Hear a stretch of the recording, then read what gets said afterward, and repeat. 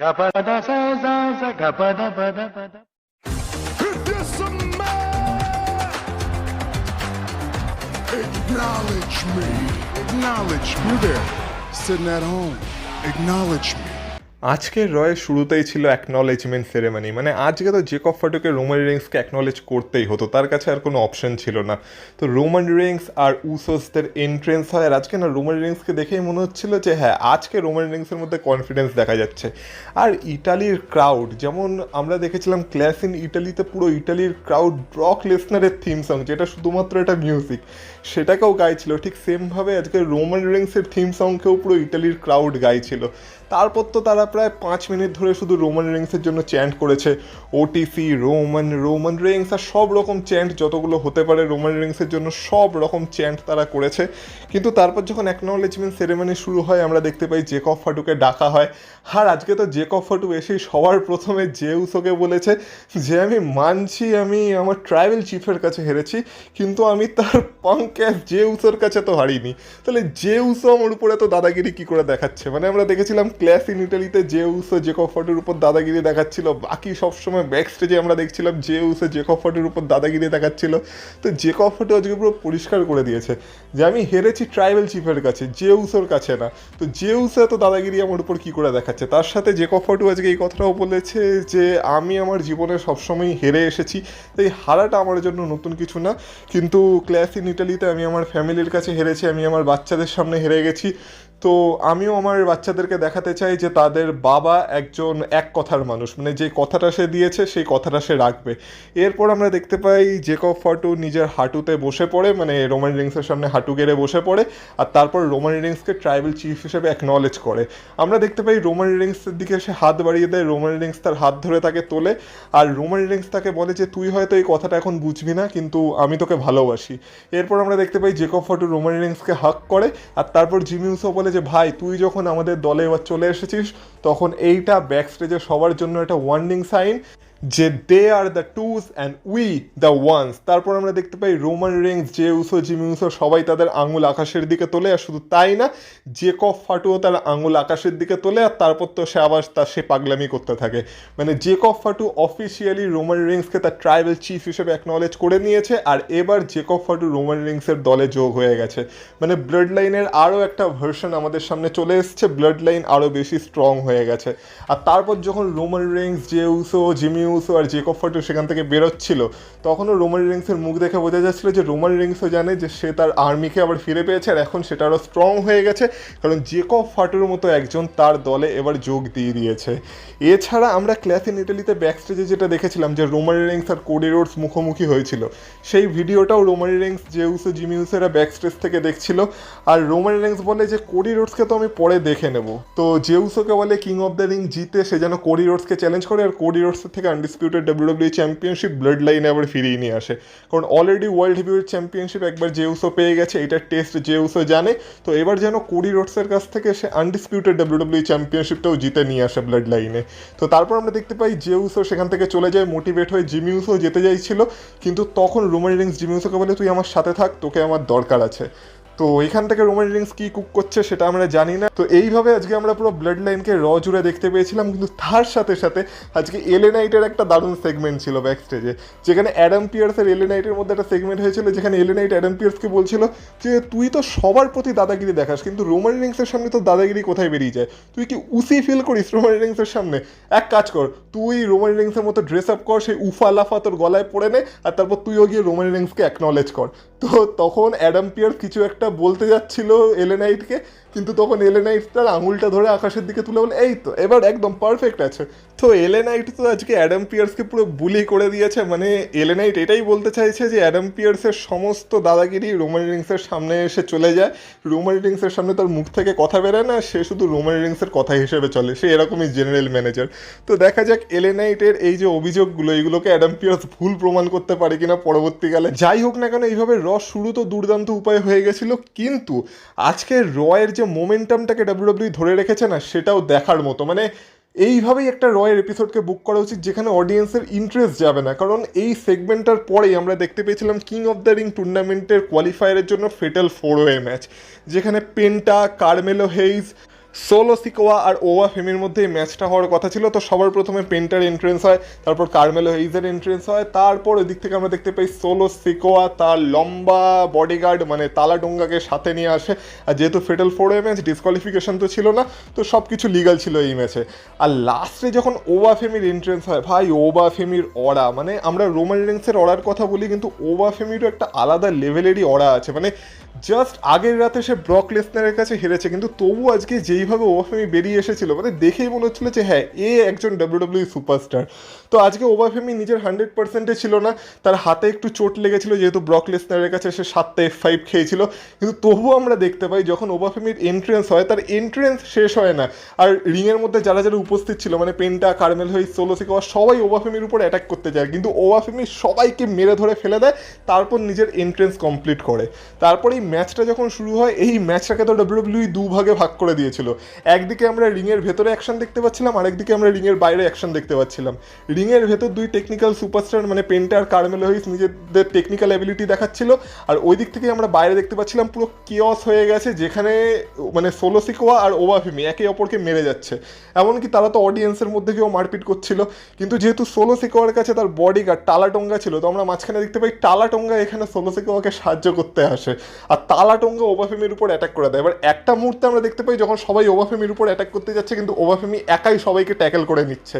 কিন্তু মাঝখানে যখন টালাটোঙ্গা ওভা ফেমির উপর অ্যাটাক করে দিয়েছিল, তখন আমরা দেখতে পাই টালাটোঙ্গা ওভা ফেমিকে অডিয়েন্সের মধ্যে ফেলে দেয়। তারপর কিছুক্ষণ ম্যাচটা সোলো সিকোয়া, কার্মেল হেইজ আর পেন্টার মধ্যে চলে, কিন্তু লাস্টে এই ম্যাচটার মোমেন্টটা দারুণ ছিল। মানে যখন সেই অডিয়েন্সের মধ্যে যেখানে টালাটোঙ্গা ওভা ফেমিকে ফেলে দিয়েছিল, সেইখান থেকে ওভা ফেমি উঠে দাঁড়ায় না, তখন দেখেই মনে হচ্ছিল যেটা কে উঠে দাঁড়ালো।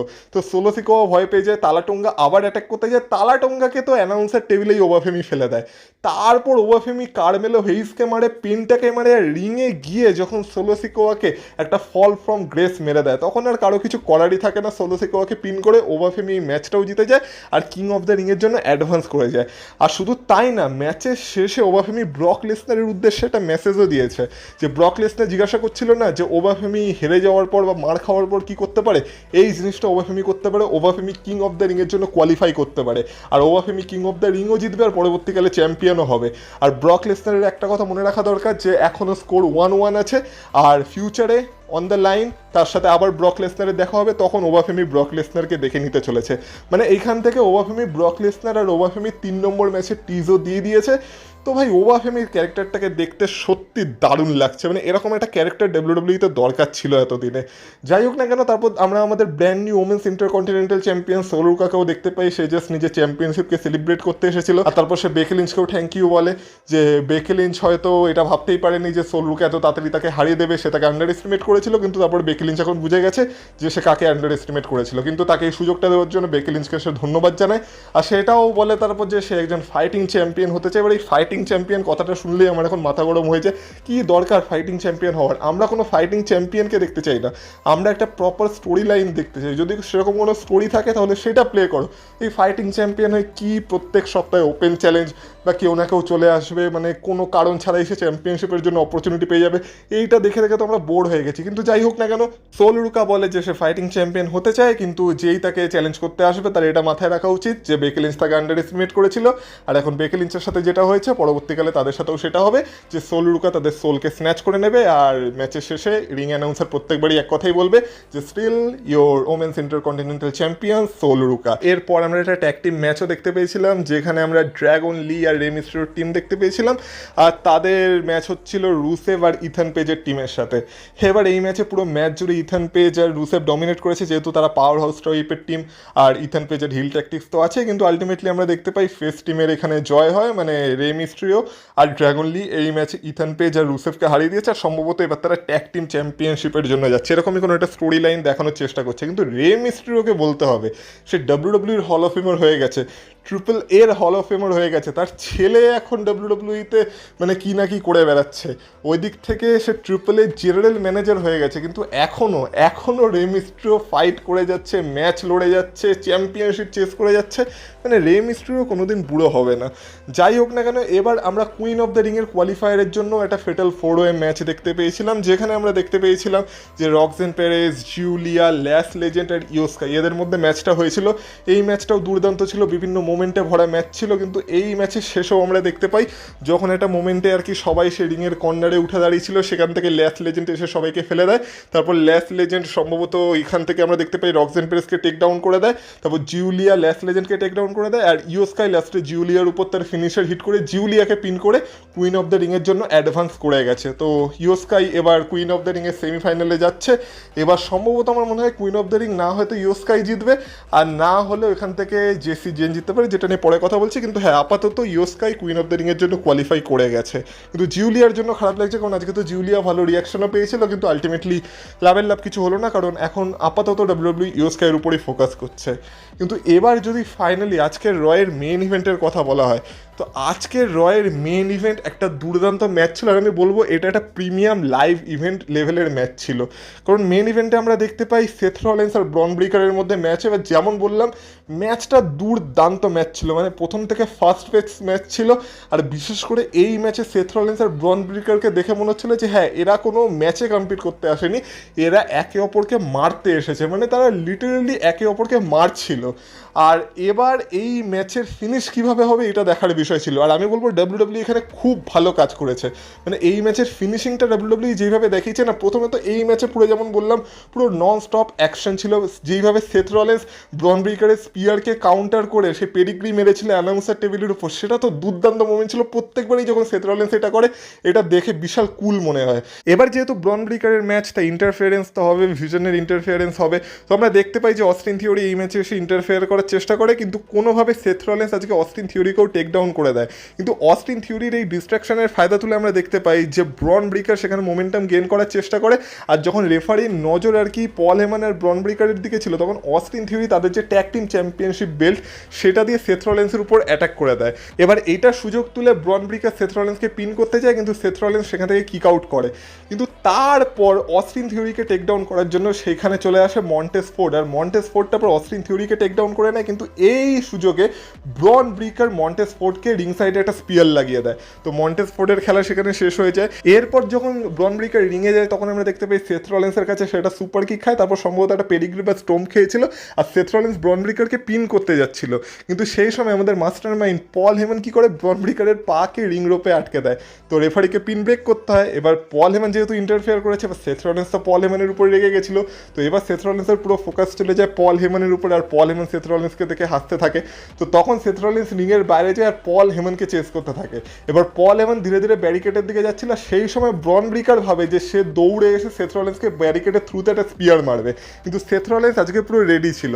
এবার যখন সে সেথ রলিন্সকে স্পিয়ার মারতে আসছিল, তখন সেথ রলিন্স মাঝখান থেকে সরে যায়, আর স্পিয়ারটা গিয়ে পড়ে পল হেমানের উপর, আর পল হেমানের অবস্থা খারাপ হয়ে যায়। এবার ব্রন ব্রেকার ভাবে এটা সে কি করে ফেললো, পল হেমানকে সে কি করে স্পিয়ার মেরে দিল। রেফারির নজরও তখন তাদের দিকে ছিল, রেফারি তখন পল হেমানকে চেক করতে আসে। এই সময় সেথ রলিন্স কি করে, তাদের যে ট্যাগ টিম চ্যাম্পিয়নশিপ বেল্টটা সেইটাকে নিজের কাছে নিয়ে নেয়। এবার ব্রন ব্রেকার তো রেগেছিল, এবার সেথ রলিন্স সেই বেল্টটাকে না পড়ে নেয় নিজের কোমরে।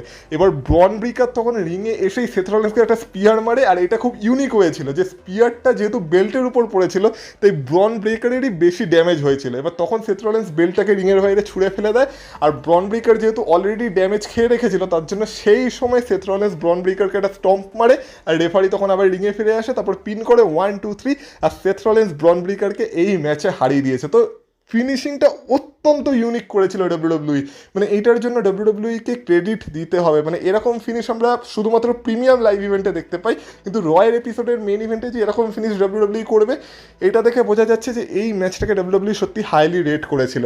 তারপর আমরা দেখতে পাই যে মন্টেস ফোর্ডকেও সেথ রলিন্স থ্যাংক ইউ বলে, আর তারপর সেথ রলিন্স বলে যে এবার সে চ্যাম্পিয়নশিপের জন্য আসছে। এইভাবে সে রোমান রিংসকেও টিজ করে দিয়েছে, তার যে উই দ্য ওয়ান সাইন সেটাকেও আকাশের দিকে তুলে দেখিয়েছে। মানে এবার সেথ রলিন্সের নজর আছে কিং অফ দ্য রিং টুর্নামেন্টে, সেই টুর্নামেন্ট জিতে এবার সে মানে রোমান রিংসকে চ্যালেঞ্জ করতে চায় সামার স্ল্যামে ওয়ার্ল্ড হেভিওয়েট চ্যাম্পিয়নশিপের জন্য। তো অ্যাকচুয়ালি যদি সামার স্ল্যামে সেথ রলিন্স ভার্সেস রোমান রিংসের ম্যাচ হয় সেইটা দেখতে তো আমাদের কোনো সমস্যা নেই, কিন্তু আজকে রয়ের এপিসোড দুর্দান্ত এপিসোড ছিল। যেমন বললাম এরকম রয়ের এপিসোড খুব কমই দেখা যায়, তার সাথে সাথে আজকে ইটালির ক্রাউড এই এপিসোডটাকে আরও মারাত্মক বানিয়ে দিয়েছিল। এবার শুধু দেখার বিষয় এটাই হবে যে ডাব্লিউডাব্লিউ এই মোমেন্টামটাকে কতদিন ধরে রাখতে পারে। কিন্তু রোমান রিংসের চ্যাম্পিয়ন হওয়ার পর স্টোরি লাইনে তো আবার মজা আসছে, সবাই রোমান রিংসকে চেস করছে, রোমান রিংসও কিছু সুপারস্টারকে চেস করছে। তো ওয়ার্ল্ড হেভিওয়েট চ্যাম্পিয়নশিপ পিকচারে এবার মজা আসছে, আর এই জন্যই একটা ভালো চ্যাম্পিয়ন একটা শোতে দরকার পড়ে। আর একদিকে স্ম্যাকডাউনকে দেখো, তো স্ম্যাকডাউনের অবস্থা কেমন চলছে সে তো আমরা দেখতেই পাচ্ছি। যাই হোক না কেন, আজকের ভিডিওটা যদি তোমাদের ভালো লেগে থাকে ভিডিওটা অবশ্যই লাইক করে দিয়েছো, এই চ্যানেলে নতুন হলে চ্যানেলটাকে অবশ্যই সাবস্ক্রাইব করে দিয়েছো। তোমাদের কেমন লাগলো, প্রত্যেকটা সেগমেন্ট নিয়ে তোমাদের কি ওপিনিয়ন সেটা তোমরা চাইলে কমেন্ট বক্সে কমেন্ট করে আমাকে জানাতে পারো। আর বাকি তোমরা আমাকে ফেসবুক আর ইনস্টাগ্রামে ফলো করতে চাইলে তার লিঙ্ক পেয়ে যাবে এই ভিডিও ডিসক্রিপশনে, তো সেখান থেকে তোমরা আমাকে ফলো করে আসতে পারো। তাহলে তোমাদের সাথে কথা হবে আবার পরের ভিডিওতে। ততক্ষণ তোমরা ভালো থেকো, টাটা।